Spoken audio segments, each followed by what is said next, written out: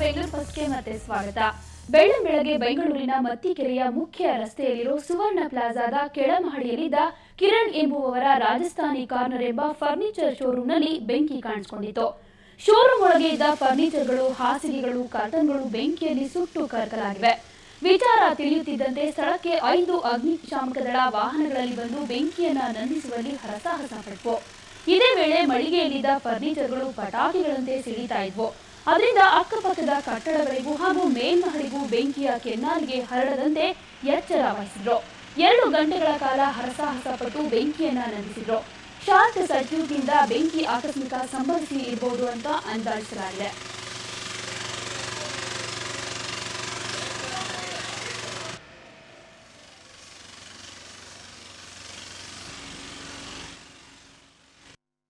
Rajasthan corner ಅಂತ ಹೇಳ್ಬಿಟ್ಟು ಈ ಫ್ಯಾಬ್ರಿಕ್ ಸ್ಕ್ರೀನ್ ಫ್ಯಾಬ್ರಿಕ್ ಮತ್ತು ಫರ್ನಿಶಿಂಗ್ಸು ಮತ್ತು ಸ್ಕ್ರೀನ್ದು ಬಟ್ಟೆಗಳು, ದಪ್ಪ ಥರದ ಬಟ್ಟೆಗಳ ಒಂದು ಅಂಗಡಿ ಬೇಸ್ಮೆಂಟ್ನಲ್ಲಿ ಆಕಸ್ಮಿಕವಾಗಿ ಬೆಂಕಿಯಾಗಿದೆ.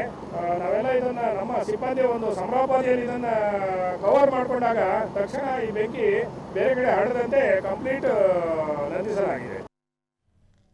ಆತ ಕಾಯಿಲೆ ಬಿದ್ದ ತಾಯಿಯನ್ನ ಆಸ್ಪತ್ರೆಗೆ ಸೇರಿಸೋಕೆ ನಾನಾ ಕಷ್ಟಪಡ್ತಿದ್ದ. ಒಂದೊಂದೇ ಪೈಸೆಯನ್ನ ಕೂಡಿಟ್ಟಿದ್ದ. ಅದನ್ನ ಬ್ಯಾಂಕ್ನಲ್ಲಿ ಭದ್ರಪಡಿಸಿದ್ದ. ಇನ್ನೇನು ತಾಯಿಯ ಆಪರೇಷನ್ ಮಾಡಿಸ್ಬೇಕು ಅನ್ನುವಷ್ಟರಲ್ಲಿ ಬ್ಯಾಂಕ್ ಖಾತೆಯಲ್ಲಿದ್ದ ಹಣವೇ ಮಾಯವಾಗ್ಬಿಟ್ಟಿತ್ತು. ಆ ಹಣ ಏನಾಯ್ತು ಬನ್ನಿ ನೋಡೋಣ. ಬ್ಯಾಂಕ್ನಲ್ಲಿರೋ ಹಣ ಕೂಡ ಮಾಯವಾಗುತ್ತೆ.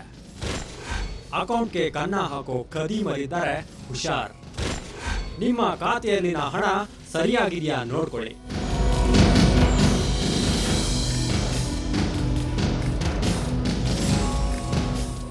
ಎಸ್, ಜಾಗ್ರತೆ ಇಲ್ಲ ಅಂದ್ರೆ ಬ್ಯಾಂಕ್ಗಳು ಕೂಡ ಸೇಫ್ ಅಲ್ಲ. ನಮ್ಮ ಹಣ ಬ್ಯಾಂಕ್ನಲ್ಲಿದೆ ಬಿಡುವಂತ ಮೈ ಮರೆತು ಬಿಟ್ರೆ ನಿಮಗೆ ಕೊನೆಗೆ ಸಿಗೋದು ಚಿಪ್ಪೆ. ಇದಕ್ಕೊಂದು ಉದಾಹರಣೆ ಇಲ್ಲಿದೆ ನೋಡಿ.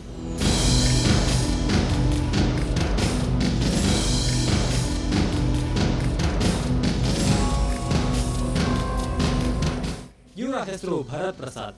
ಬೆಂಗಳೂರಿನ ಖಾಸಗಿ ಕಂಪನಿಯೊಂದರ ಉದ್ಯೋಗಿ. ತಾಯಿಗೆ ಕಿಡ್ನಿ ಆಪರೇಷನ್ ಮಾಡಿಸಬೇಕು ಅಂತ ಭರತ್ ಹಲವು ತಿಂಗಳಿಂದ ಹಣ ಉಳಿಸ್ತಾ ಬಂದಿದ್ರು. ಕಾರ್ಪೊರೇಷನ್ ಬ್ಯಾಂಕ್ ನಲ್ಲಿ ಹಣವನ್ನ ಭದ್ರಪಡಿಸಿದ್ರು. 30 ರಿಂದ 35 ಸಾವಿರ ರೂಪಾಯಿವರೆಗೂ ಕೂಡಿಟ್ಟಿದ್ರು. ಮೊನ್ನೆ ತಾಯಿಗೆ ಚಿಕಿತ್ಸೆ ಕೊಡಿಸಲು ಹಣ ತೆಗೆಯೋಕೆ ಹೋದ್ರೆ ಭರತ್ಗೆ ಶಾಕ್ ಆದಿತ್ತು. ಯಾಕಂದ್ರೆ ಭರತ್ ಖಾತೆಯಲ್ಲಿ ಕೇವಲ 120 ರೂಪಾಯಿ ಅಷ್ಟೇ ಇತ್ತು. ನಮ್ಮ ಅಕೌಂಟಲ್ಲಿ ಟೋಟಲ್ ಆಗಿದ್ದು 33,584 ರೂಪಾಯಿ ದುಡ್ಡಿತ್ತು. ನಾವು ದೀಪಾವಳಿ ಹಬ್ಬದ ಪ್ರಯುಕ್ತ ನಾವು ಊರಿಗೆ ಹೋಗಿದ್ದೆವು ಸರ್. ಅದೇ ಟೈಮಲ್ಲಿ ಕರೆಕ್ಟಾಗಿ ನಮ್ಮ ತಾಯಿಗೂ ಬೇರೆ ಹುಷಾರಿರಲಿಲ್ಲ.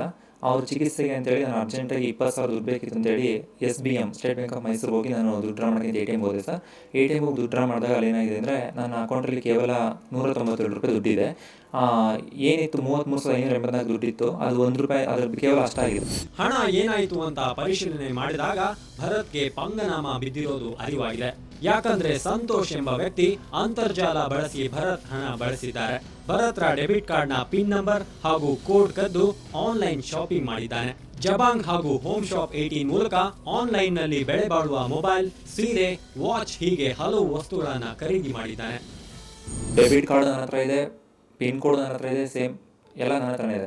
ಬಟ್ ಅದು ಯಾವ ರೀತಿ ಅವರು ಡೆಬಿಟ್ ಕಾರ್ಡ್ನ ಕ್ಯಾಪ್ಚರ್ ಮಾಡ್ತಾರೆ ಅಥವಾ ಅದು ಯಾವ ರೀತಿ ಡೆಬಿಟ್ ಕಾರ್ಡ್ ಇರ್ತಕ್ಕಂಥ ನಂಬರ್ಗಳನ್ನ, ಪಿನ್ ಕೋಡ್ಗಳನ್ನ ಹೆಂಗೆ ಅವ್ರು ಯೂಸ್ ಮಾಡ್ಕೊಂಡು ಇದು ಮಾಡಿದ್ರು ನಮ್ಗೆ ಗೊತ್ತಿಲ್ಲ. ಬಟ್ ಆ ವ್ಯಕ್ತಿ ಯಾರು ಅಂತ ಕೂಡ ನಮ್ಗೆ ಗೊತ್ತಾಗಿಲ್ಲ. ನಮಗೆ ತಿಳಿದಿರೋ ಮಾಹಿತಿ ಪ್ರಕಾರ ಇಷ್ಟೆಲ್ಲ ತಲೆ ಓಡಿಸಿ ಮಾಡ್ತಾರೆ ಅಂದರೆ ಸಾಫ್ಟ್ವೇರ್ ಗೊತ್ತಿರೋರೇ ಇರಬೇಕು ಅಂತ ಒಂದು ಅನುಮಾನ ಇದೆ. ಭರತ್ ಅವರು ಜಬಾಂಗ್ ಕಂಪನಿಯಿಂದ ಸಂತೋಷ್ ಎಂಬಾತನ ಮೇಲ್ ಐಡಿ ಮತ್ತು ನಂಬರ್ ಅನ್ನ ಪಡೆದುಕೊಂಡಿದ್ದಾರೆ. ಈ ಬಗ್ಗೆ ವೈಟ್ ಫೀಲ್ಡ್ ಪೊಲೀಸರಿಗೆ ದೂರು ಕೂಡ ನೀಡಿದ್ದಾರೆ. ಬೆಂಗಳೂರಿನಿಂದ ಕ್ಯಾಮರಾಮನ್ ಅನಿಲ್ ಜೊತೆ ದತ್ತರಾಜ್ ಪಡ್ಕೋಣೆ, ಸುವರ್ಣ ನ್ಯೂಸ್. ನಮ್ಮನ್ನ ಕಡೆಗಣಿಸಬೇಡಿ, ನಮಗೂ ರಾಜಕೀಯದಲ್ಲಿ ಪ್ರಾತಿನಿಧ್ಯ ಕೊಡಿ ಅನ್ನೋ ಕೂಗು ಇಂದು ಟೌನ್ ಹಾಲ್ ಮುಂಭಾಗದಲ್ಲಿ ಕೇಳಿಬಂತು. ರಾಜ್ಯದ ವಿವಿಧ ಮೂಲೆಗಳಿಂದ ಬಂದಿದ್ದ ವಿಶ್ವಕರ್ಮ ಜನಾಂಗದವರು ತಮ್ಮ ವೃತ್ತಿ ನೈಪುಣ್ಯತೆಯನ್ನ ಪ್ರದರ್ಶಿಸುವ ಮೂಲಕ ಪ್ರತಿಭಟನೆ ನಡೆಸಿದ್ದು ವಿಶೇಷವಾಗಿತ್ತು. ಒಂದೆಡೆ ಮೂರ್ತಿಗಳ ಕೆತ್ತನೆ, ಇನ್ನೊಂದೆಡೆ ಕಮಾಲಿಕೆ. ಇವೆಲ್ಲವನ್ನ ನೋಡ್ತಿದ್ರೆ ಯಾವುದೋ ಕರಕುಶಲಗಾರರ ಮಾರ್ಕೆಟ್ ತರ ಕಾಣ್ತದೆ. ಆದ್ರೆ ಇದು ವಿಶ್ವಕರ್ಮ ಜನಾಂಗದವರು ನಡೆಸಿದ ವಿಭಿನ್ನ ಪ್ರತಿಭಟನೆ.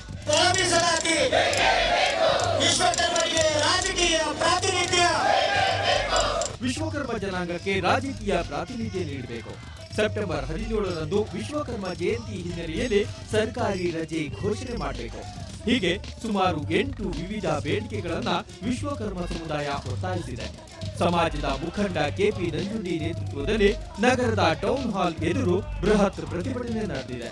ವಿಶ್ವಕರ್ಮ ಜನಾಂಗದ ಶಿಲ್ಪಿಗಳು, ಕರಕುಶಲಗಾರರು ಸ್ಥಳದಲ್ಲಿ ತಮ್ಮ ವೃತ್ತಿ ನೈಪುಣ್ಯತೆ ಪ್ರದರ್ಶಿಸಿದ್ರು. ನಾವು ಈ ರಾಜ್ಯದಲ್ಲಿ 35 ಲಕ್ಷ ಜನಸಂಖ್ಯೆ ಇದ್ದೀವಿ. 15% ಮೀಸಲಾತಿನ ಅದರ ಸವಲತ್ತುಗಳನ್ನು ನಾವು ತಗೊಳಕ್ಕಾಗದೇ ಇರೋದ್ರಿಂದ ಕೇಂದ್ರ ಸರ್ಕಾರಕ್ಕೆ ಒಂದು ಪತ್ರನ ಬರೀರಿ ಅಂತ ಹೇಳಿದ್ದೀವಿ. ಅದನ್ನು ಕೂಡ ಬರೆದಿಲ್ಲ. ಈ ರೀತಿ ಸುಮಾರು 8 ಬೇಡಿಕೆಗಳನ್ನು ಇಟ್ಕೊಂಡು 12 ವರ್ಷಗಳಿಂದ ನಾವು ಮಾಡ್ತಾ ಇದ್ರು ಕೂಡ ಹೋರಾಟನ ಅವರು ನಮ್ಮ ಕಡೆ ಅಲಕ್ಷ್ಯ ಮಾಡಿದ್ದಾರೆ. ಕಳೆದ ಹಲವಾರು ವರ್ಷದಿಂದ ವಿಶ್ವಕರ್ಮ ಜಯಂತ್ಯೋತ್ಸವ ನಡೆಯುತ್ತಿದೆ. ಆದ್ರೆ ಯಾವೊಬ್ಬ ಮುಖ್ಯಮಂತ್ರಿಗಳು ಕೂಡ ಭಾಗವಹಿಸಿಲ್ಲ ಅನ್ನೋ ಆಕ್ರೋಶ ವ್ಯಕ್ತವಾಗಿದೆ.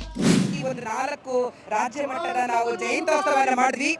ಅದರಲ್ಲಿ ಯಾವ ಮುಖ್ಯಮಂತ್ರಿಗಳು ಭಾಗವಹಿಸಲಿಲ್ಲ. ಇದುವರೆಗೂ ನಮ್ಮ ಜಯಂತ್ಯೋತ್ಸವಕ್ಕೆ ಯಾವ ಮುಖ್ಯಮಂತ್ರಿಗಳು ಇದುವರೆಗೂ ಭಾಗವಹಿಸಿಲ್ಲ. ಭಾಗವಹಿಸಿ ಎಲ್ಲಿ ಕಮಿಟ್ ಆಗಬೇಕಾಗುತ್ತೋ ಅಂತ ಅಂದ್ಬಿಟ್ಟು ಯಾವ ಮುಖ್ಯಮಂತ್ರಿಗಳು ನಮ್ಮ ಜಯಂತ್ಯೋತ್ಸವ ಬರಲಿಲ್ಲ. ಸರ್ಕಾರ ಈ ಆಗ್ರಹಕ್ಕೆ ಮಣಿಯದಿದ್ರೆ ರಾಜ್ಯಾದ್ಯಂತ ಜಿಲ್ಲಾ ಕೇಂದ್ರಗಳಲ್ಲೂ ಪ್ರತಿಭಟನೆ ನಡೆಸಲು ವಿಶ್ವಕರ್ಮ ಸಮಾಜ ನಿರ್ಧರಿಸಿದೆ. ಮುಂಬರುವ ಚುನಾವಣೆಯಲ್ಲಿ ಮತದಾನ ಬಹಿಷ್ಕರಿಸುವ ಬೆದರಿಕೆಯನ್ನು ಹಾಕಿದೆ. ಬೆಂಗಳೂರಿನಿಂದ ಕ್ಯಾಮರಾ ಪರ್ಸನ್ ರೇಣುಕಾ ಪ್ರಸಾದ್ ಜೊತೆ ಮಮತಾ ಮರ್ಧಾಳ್, ಸುವರ್ಣ.